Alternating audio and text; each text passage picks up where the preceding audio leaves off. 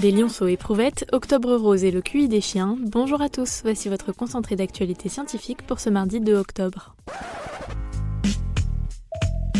La différence entre l'homme des cavernes et nous, c'est le résultat de la science. Et ce n'est pas une opinion, c'est de la science. Notre monde n'est pas si moche. En Afrique du Sud, une réserve a célébré la naissance de 2 lionceaux, pas comme les autres.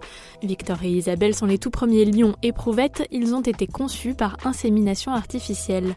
Et le 25 août dernier, les 2 petits se portent bien. Si la méthode employée est confirmée, elle pourrait aider à renouveler l'espèce là où elle est menacée. La Chine serait-elle en train de perdre son goût pour l'ivoire ? Fin 2017, le pays a rendu le trafic interdit et depuis, l'opinion publique semble avoir changé. D'après un récent sondage, 72% des sondés annoncent ne pas souhaiter acheter d'ivoire, contre 50% il y a un an. Pour l'instant, d'après la WWF, il n'y a cependant pas d'effet visible sur le braconnage. L'immunothérapie a été récompensée par le prix Nobel de médecine 2018.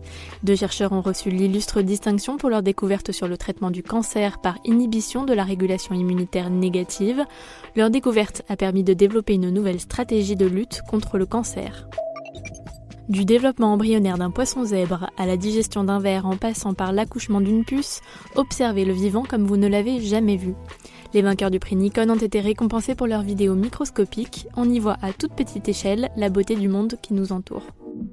Super, j'adore. Alors écoute-moi bien, je vais essayer d'être clair avec toi. Ouais, génial. Ce mardi, c'est aussi le début d'Octobre Rose, l'occasion de mettre en lumière un vaccin prometteur en train d'être développé pour les personnes atteintes d'un cancer du sein, positif au gène HER2. Sur 11 personnes ayant participé à cet essai clinique, 6 ont montré par la suite des signes de rémission encourageants. À Istanbul, il est maintenant possible de payer les transports en commun avec des déchets plastiques.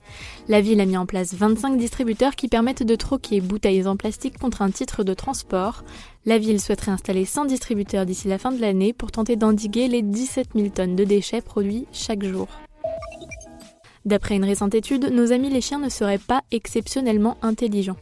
Des chercheurs britanniques se sont penchés sur le QI du meilleur ami de l'homme et il apparaît que contrairement à ce qu'annoncent de nombreuses études, il n'y aurait pas d'importante différence entre les chiens et les autres représentants de l'espèce canine en termes d'intelligence. Un régime à base d'algues pourrait-il limiter les émissions de méthane des vaches ?